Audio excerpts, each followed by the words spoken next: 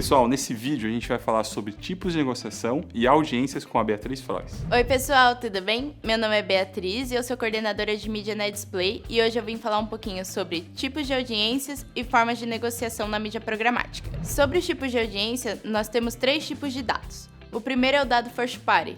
O que é o dado first party? É quando o dado é do cliente, é do anunciante. Então, por exemplo, se ele tem um pixel instalado dentro do site, ou se ele tem uma base de CRM, uma base de mailing, é um dado dele. Então, é um dado mais barato e facilita a veiculação. E como que a gente consegue captar os dados desses clientes? A gente consegue com as bases de e-mail, as bases de CPF, os pixels instalados tanto em sites quanto em aplicativos e os pixels instalados na própria campanha. Então a gente consegue captar, por exemplo, quem viu o nosso banner em determinados sites. O segundo tipo de dados são os dados third party.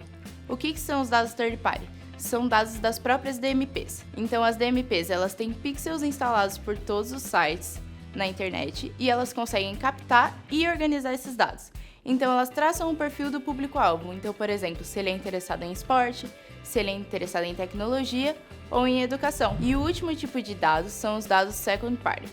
Os dados second party são quando os portais eles vendem os seus dados para as DMPs e elas conseguem divulgar esses dados pelo mercado. Então, por exemplo, vamos dizer que eu tenho uma campanha divulgando um vestibular de medicina. Então, eu consigo falando com uma DMP que ela me puxe os dados do guia do estudante e o guia do estudante passe só os usuários que são interessados em medicina para poder fazer a veiculação da campanha. Na mídia programática, a gente tem 3 formas de negociação. A primeira é o PG. O PG é a programática garantida. Na programática garantida, a gente negocia com o portal uma determinada quantidade de impressões em um determinado período com o perfil do público-alvo que o cliente pediu. Então, a gente consegue garantir a quantidade de impressões dentro do portal que o cliente solicitou. A segunda forma de negociação é o PD. O que é o PD? É um deal preferencial.